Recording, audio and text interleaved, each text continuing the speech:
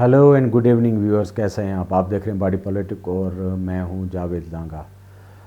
नाजरीन, इमरान खान साहब जो हमेशा ख़बरों में रहते हैं, उन्होंने एक मरतबा फिर एक लाइव बम को लात मार दी है।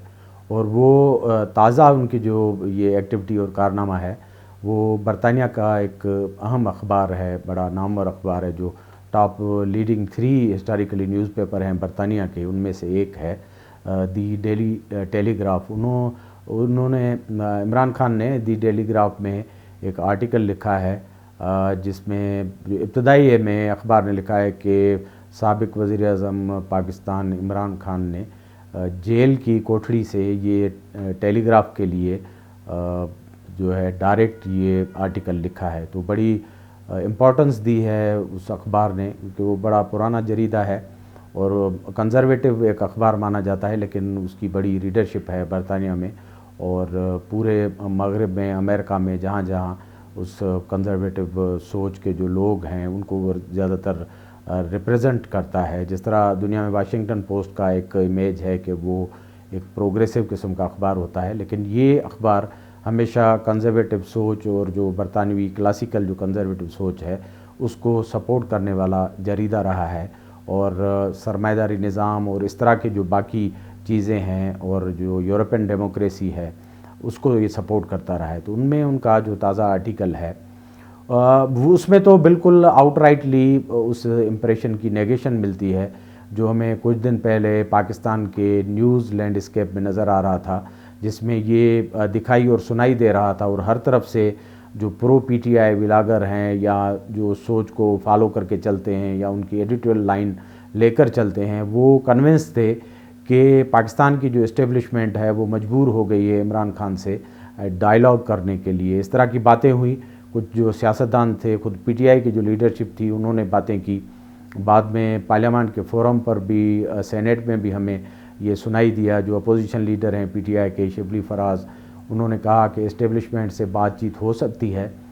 लेकिन उनके लिए फिर एक माहौल भी साजगार पैदा करना होगा और इस्टेब्लिशमेंट से डायरेक्ट बात होगी, किसी पॉलिटिकल पार्टी से नहीं होगी। गौहर खान जो पीटीआई के अब जो हालिया चेयरमैन हैं, उनकी तरफ से भी इस तरह का बयान आया था कि ये बातें हो रही हैं, लेकिन जब इमरान खान कहेंगे उनके आर्डर, उनके डायरेक्टिव्स और उनके हुक्म पर ही बात की जाएगी। बाद में इस तरह का इम्प्रेशन दिया गया कि जैसे इमरान खान ने कुछ लोगों को, एक कमेटी को एम्पावर किया है इस तरह की बातचीत जो डायरेक्ट इस्टेब्लिशमेंट से होगी, जिसमें शिबली फराज अगेन और गौहर खान और केपी के जो वज़ीर आला हैं अली अमीन गंडापुर, उनके नाम लिए गए। ये 3 जो साहबान हैं ये हैं ऑथोराइज पीटीआई की तरफ से।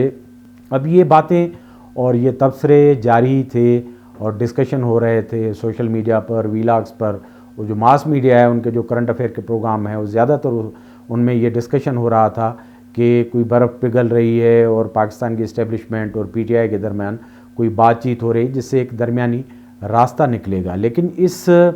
ताज़ा जो एक आर्टिकल है जो 2 मई को शाम को उस अखबार ने छापा है, डेट जिस तरह लगी हुई है, उससे ये लग रहा है कि इससे पहले जो अप्रैल के एंड में या पहली तारीख तक जो तज्ज़िये थे वो सारे बेबुनियाद और गलत थे, क्योंकि इस आर्टिकल में इमरान खान ने इस तरह की एक दोबारा करवट ली है जिसमें उन्होंने अपना पूरी जो बातें, इल्ज़ामात और मौक़िफ़ जो है वो उन्होंने दोहराया है। उन्होंने शुरू किया है कि किस तरह 2 साल पहले एक नो कॉन्फिडेंस मूव के तहत उनकी हुकूमत को इस्टेब्लिशमेंट की मदद से गिराया गया और उसके बाद एक ऐसी रिजीम को लाया गया जिसको, जो अनपॉपुलर थी, जिसको कोई सपोर्ट नहीं थी, और एक पॉपुलर गवर्नमेंट को गिरा के एक 18 महीने की हुकूमत बनाई गई जिसको मिलिट्री की बैकिंग थी और सारे जो डिज़ाइंस थे वो पूरा करने के लिए किए गए। बाद में जो इलेक्शन है पूरा उन्होंने कहा कि पूरा प्रोसेस जो इलेक्शन का था वो रिग्ड था और मैनेज था, इसमें सारी चीज़ें जो हैं वो मैनेज की गई। और ये सारा काम उन्होंने इल्ज़ाम धरा कि जो आर्मी चीफ़ हैं मौजूदा पाकिस्तान के आसिम मुनीर साहब, उनके ईमा पर हुआ और वही लीड कर रहे थे सारे मामलात को, इलेक्शन को मैनेज करना। और बाद में पीटीआई जो एक पॉपुलर पार्टी थी बकौल इमरान खान के, उसको राइट साइज़ करने के लिए स्टेट का जो वर्स्ट किस्म का تشدد اور پرسیکیوشن ہے اس کو استعمال کیا گیا، کارکنوں کو جیلوں میں ڈالا گیا۔ اگین اس آرٹیکل میں انہوں نے جس طرح درمیان میں کوئی امپریشن تھا اور پی ٹی آئی کی لیڈرشپ 9 مئی سے لا تعلق ہونے یا اس پر کسی طرح کا ریگریٹ یا جو ہے مذمت کا اظہار کرتی تھی، اس کے اگین عمران خان نے کہا کہ 9 مئی پورا ایک مینیج قسم کا واقعہ تھا، فیبریکیٹڈ تھا، جس کو مینیج کر کے پی ٹی آئی کو کریک ڈاؤن کا نشانہ بنایا گیا، اور یہ ایک مصنوعی قسم کا یہ جو تھا پلان تھا جس کو بنا کر پی ٹی آئی کو ایلیمنیٹ کرنے کی سازش کی گئی۔ تو اس طرح جو بات کی جاتی تھی کہ ان کو تھوڑا اس پر ریپینٹنس ہے اور پی ٹی آئی اپنے آپ کو 9 مئی کے سارے واقعات سے الگ کرنا چاہتی ہے، اور بیچ میں یہ بھی آیا کہ جو کارکن 9 مئی میں بک تھے وہ آزاد ہو رہے تھے، تو اس طرح کا میسیج جا رہا تھا کہ جیسے بات چیت ہوئی ہے اور اسی سلسلے میں ان کو ریلیف مل رہا ہے۔ لیکن اس آرٹیکل میں انہوں نے باقاعدہ طور پر کہا ہے کہ 9 مئی ایک فیبریکیٹڈ اور انجینئرڈ قسم کا ایونٹ تھا جس کا مقصد یہ تھا کہ پی ٹی آئی کو کس طرح crack down PTI پہ کیا جائے۔ بعد میں انہوں نے پورے الیکشن کے پروسیس کو جعلی قرار دیا ہے، جس میں انہوں نے کہا کہ لوگوں کی جو ول ہے پاپولر اس کو سپریس کرنے کے لیے پورے الیکشن پروسیس کو مینیج کیا گیا اور ان پارٹیز کو لایا گیا جس کو اسٹیبلشمنٹ چاہتی تھی، یعنی موجودہ جو گورنمنٹ ہے، کولیشن گورنمنٹ ہے جس میں پی ایم ایل این اور پیپلز پارٹی ہے، ان کا اشارہ ان کی طرف تھا کہ ان کو لایا گیا اور پھر ان کو بٹھایا گیا اور ان کو ساری جو ریلیف اور مراد دی گئیں، اور ان کا بھی سارا زور موجودہ جو پی ٹی آئی ہے اس کو کرش کرنے میں اور ایلیمنیٹ کرنے میں یہ زور لگایا گیا ہے۔ اور اس کے لیے انہوں نے یہ بھی کہا، جو ان کا پرانا موقف ہے امریکہ کے لیے، کہ اس حکومت کو اس کام کے عوض امریکہ کو فیور دینے پڑے، ایئر اسپیس دینا پڑا، اور یہ مشکل میں تھے تو ان کو آئی ایم ایف کا جو پروگرام ہے وہ بھی آفر کیا گیا ہے، تاکہ یہ ریوارڈ ہے ان کے لیے جو انہوں نے ان کے لیے کام کیا ہے۔ اب پی ٹی آئی پہلے تو کہتی رہی کہ آئی ایم ایف کو جو خط وغیرہ تھے وہ لکھنے کا ان کا کوئی انٹینشن نہیں تھا، جو پاکستان کو بیل آؤٹ پیکیج مل رہا تھا ان کے وہ مخالف نہیں ہے، لیکن اس میں انہوں نے آئی ایم ایف کے اس پیکیج کو ایک رشوت کے طور پر گردانا ہے کہ موجودہ حکومت کو یا اسٹیبلشمنٹ کو یا ریاست پاکستان کو جو امداد ملی ہے وہ امریکہ کی مدد سے ملی ہے، اور یہ ایک رشوت ہے اس کے عوض جس کے عوض عمران خان کی پارٹی، ان کی حکومت اور باقی جو ساری چیزیں ہیں ان کو گرایا گیا ہے۔ عمران خان نے اس آرٹیکل میں ہیومن رائٹس کا بڑا تفصیل سے اخبار نے ذکر کیا ہے عمران خان کا حوالہ دے کر کہ پاکستان میں جو ہیومن رائٹس ہیں وہ بڑے پامال ہو رہے ہیں اور سیاسی کارکن جیلوں میں ہیں، اور خاص طور پر پی ٹی آئی کے انہوں نے بلوچستان کا بھی ریفرنس دیا ہے کہ وہاں بھی مسنگ پرسن اور باقی جو صورتحال ہے ہیومن رائٹس کی بڑی جو ہے وہ دیگر گوں ہے اور بڑی پریشان کن ہے۔ اب اگر آپ کو یاد ہو، آپ کی یہ کوئی پرانی بات نہیں، عمران خان صاحب 2-3 سال پہلے اقتدار میں تھے تو بلوچستان میں ہیومن رائٹس کی آلموسٹ یہی صورتحال تھی یا اس سے بھی ورس تھی۔ آپ کو یاد ہوگا کہ اختر مینگل صاحب جو نیشنلسٹ تھے، بلوچستان سے تعلق رکھتے تھے، انہوں نے ایک 6 نکاتی پروگرام کے تحت پی ٹی آئی سے الائنس کیا تھا اور سرکار کا وہ حصہ بنے تھے، انہوں نے حمایت کی تھی۔ اس میں یہ مسنگ پرسن اور باقی جو بلوچستان کے ہیومن رائٹس اور معاشی ایشوز ہیں وہ سر فہرست تھے، اور پی ٹی آئی نے ایگری کیا تھا۔ بعد میں عمران خان آل ٹوگیدر مکر گئے، بلوچستان ان کو بالکل یاد نہیں تھا، اختر مینگل اور باقی جو دیگر لوگ ہیں ان سے وہ کوئی ملاقات بھی نہیں کرتے تھے، اور بالآخر نتیجہ یہ نکلا کہ مایوس ہو کر اختر مینگل نے اپنے ان 6 نکات سے اور اس حکومت سے ان کو الوداع کیا اور ان کو چھوڑ کر اپوزیشن میں بیٹھ گئے، اور rest is a history. Balochistan میں جو نو کانفیڈنس موو ہوا تھا جام صاحب کے خلاف وہ بھی اس سلسلے کا تھا، کیونکہ جے یو آئی اور بی این پی مینگل جو ہے وہ ایک طرف ہو گئے تھے اور بلوچستان کی وہ حکومت جو عمران خان کو سپورٹ کر رہی تھی وہ گر گئی تھی۔ تو ہمارے جو اجتماعی میموری ہے بڑی شارٹ ہے۔ عمران خان صاحب جب بلوچستان وزیر اعظم تھے تو بلوچستان کے وہ کبھی بھی جو پرسان حال نہیں ہوئے۔ آپ کو یاد ہے ہزارہ جو کلنگز ہوئی تھی ان میں لاشیں پڑی ہوئی تھی، ہفتے تک وہ نہیں آ رہے تھے اور یہ کہہ رہے تھے کہ ان لاشوں کو دفنایا جائے، اور بہت سارے مفروضے ان کے ساتھ جوڑے گئے، تہمات جوڑے گئے کہ وہ کسی ڈیڈ باڈی اور لاش پر نہیں جاتے۔ تو اس طرح کی وہ بلوچستان کی صورتحال ان کے اپنے دور میں بھی تھی، لیکن ہم چیزیں بھول جاتے ہیں، اور لوگ اور ہمارے سیاستدان جب اپوزیشن میں ہوتے ہیں، جیل میں ہوتے ہیں، تو ان کو انسانی حقوق بڑی شد و مد سے نہ صرف اپنے بلکہ پورے ملک کے اور پڑوس کے بڑے یاد آتے ہیں۔ تو اس آرٹیکل میں بھی انہوں نے ہیومن رائٹس کا ذکر کیا ہے کہ موجودہ جو رجیم ہے وہ پی ٹی آئی کے جو ورکر ہیں ان سمیت باقی جو ہیومن رائٹس کے ایشو ہیں ان کو بڑا پامال کیا گیا ہے۔ اس کے ساتھ ساتھ عمران خان نے کہا ہے کہ ملک کی جو مجموعی صورتحال ہے وہ اس طرح ہے کہ لوگ اور جو اسٹیبلشمنٹ ہے اور ملٹری ہے پہلی مرتبہ تاریخ کے اس موڑ پر ہیں جہاں وہ آمنے سامنے ہیں اور ایک سخت نفرت کا اظہار ہے ایک دونوں کی طرف۔ تو اس لیے اس کا حل یہ ہے کہ پاکستان کی اسٹیبلشمنٹ کو چاہیے کہ وہ اقتدار حقیقی جو پارٹیز ہیں یعنی حقیقی پارٹی سے ان کی مراد وہ خود ہیں کہ اسٹیبلشمنٹ یہ انتظام کرے کہ ان ساری چیزوں کو نظر میں رکھ کے اقتدار جو ہے ان کے حوالے کر دے اور ان کی جو پرانی پوزیشن ہے یعنی ان کو ایک رتھ پہ بگی پہ براجمان کر کے ان کو لائیں اسلام آباد اور یہ اقتدار ان کے حوالے کر دیں، کیونکہ بقول ان کے وہ ایک لارجر پارٹی ہیں پارلیمنٹ میں اور ان کا رائٹ ہے۔ اب دیکھیں الیکشن کو اتنا زیادہ عرصہ نہیں ہوا، 2 مہینے ہی ہوئے مشکل سے 3، تو ان کو موقع تھا حکومت بنانے کا، لیکن عمران خان موجودہ کسی بھی پارٹی کے ساتھ بیٹھنے کے لیے تیار نہیں تھے اور ایک ایسی ڈیموکریسی جو اعداد و شمار پر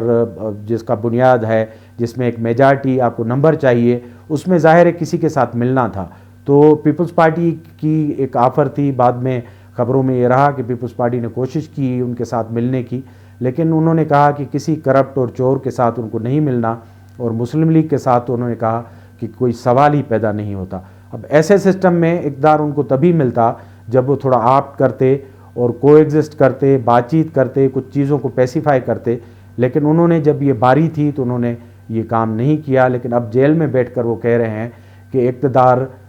حقیقی قوتوں کے حوالے کیا جائے۔ اب اقتدار کیسے حوالے ہوتا ہے یہ ہمیں پتہ نہیں ہے، لیکن ماضی میں پی ٹی آئی ہمیشہ یہ کہتی رہی ہے کہ اقتدار اسٹیبلشمنٹ کے تھرو ان کے حوالے کیا جائے، کیونکہ وہی پاپولر ہیں اور وہی اچھے طریقے سے اسٹیبلشمنٹ کے ساتھ کو ایگزسٹ کر سکتے ہیں۔ اس آرٹیکل میں عمران خان ذرا اس سے بھی آگے چلے گئے ہیں اور انہوں نے اس انتہا کو چھوا ہے جو پہلے وہ شاید کسی لگی لپٹی لحاظ سے یا کسی شوگر کوٹنگ میں کہتے تھے، ابھی انہوں نے کہہ دیا ہے کہ ان کو قتل کرنے کا منصوبہ ہے اور وہ اسٹیبلشمنٹ اور اس کی لیڈرشپ ہی کرے گی، اگر ان کو کچھ ہوا تو وہاں سے سمجھا جائے۔ اور اسی سانس میں انہوں نے کہا ہے کہ لیکن ان کو اس سے کوئی خوف یا اس سے کوئی ڈر نہیں ہے۔ اب یہ بڑی عجیب سی بات ہے اگر آپ اس آرٹیکل کو دیکھیں گے، اور 2-3 دن پہلے جو صورتحال تھی ملک میں جس میں یہ کہا جا رہا تھا کہ عمران خان کی پارٹی کوئی بات چیت کر رہی ہے، ان کو کوئی ریلیف مل رہا ہے اور وہ آگے جا کر سسٹم کا کہیں حصہ بنیں گے،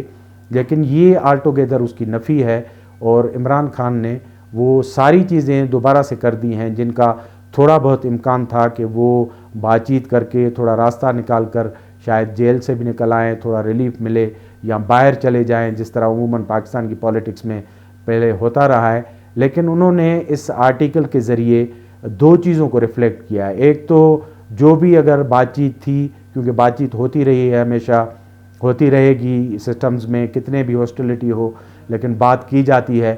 اس سے ایک ہی بات ظاہر ہے کہ یہ بات خراب ہو چکی ہے اور اسٹیبلشمنٹ سے جو ان کی امیدیں تھی وہ پوری نہیں ہوئی۔ اس کو آپ اس طرح بھی دیکھ سکتے ہیں کہ army chief general Asim Munir صاحب نے جو ریسنٹ پاسنگ آؤٹ پریڈ تھی ایئر فورس کی، اس میں جو انہوں نے ایک اندیا دیا تھا کہ فوج کو اپنے آئینی کردار کا مکمل طور پر ادراک ہے، باقی جو اسٹیک ہولڈر ہیں پولیٹیکل پارٹیز وغیرہ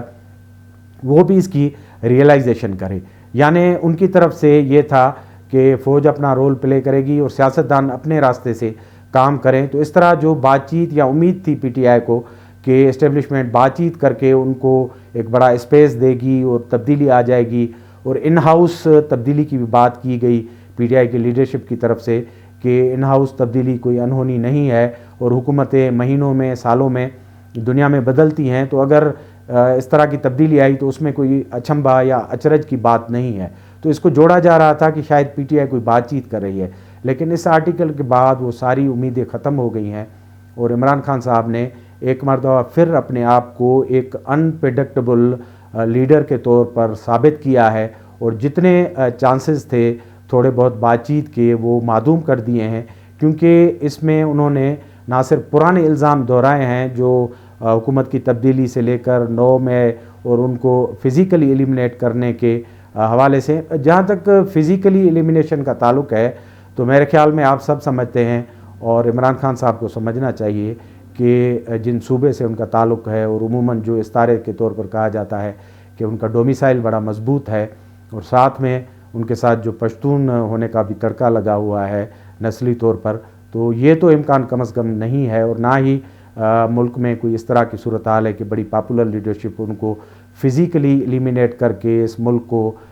دوبارہ سے اچھے طریقے سے چلایا جائے. یہ تو خارج امکان ہے. انہوں نے ایک اپنا کیس بلڈ اپ کیا ہے جس سے سینٹیمنٹس اور لوگوں کی ہمدردی اور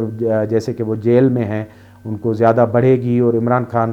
ماسٹر ہیں اسی طرح، جو کہتے ہیں میں برین گیمز کا ماہر ہوں، تو اس طرح کی وہ چیزیں چھوڑتے ہیں. اس کا تو کوئی امکان نہیں ہے، لیکن بات چیت کا جو امکان تھا وہ انہوں نے خود معدوم کر دیا ہے. انہوں نے ہر طرف تابڑتوڑ حملے کیے ہیں جس سے وہ امکانات بہت کم ہو گئے ہیں. اور آپ اگر اس کو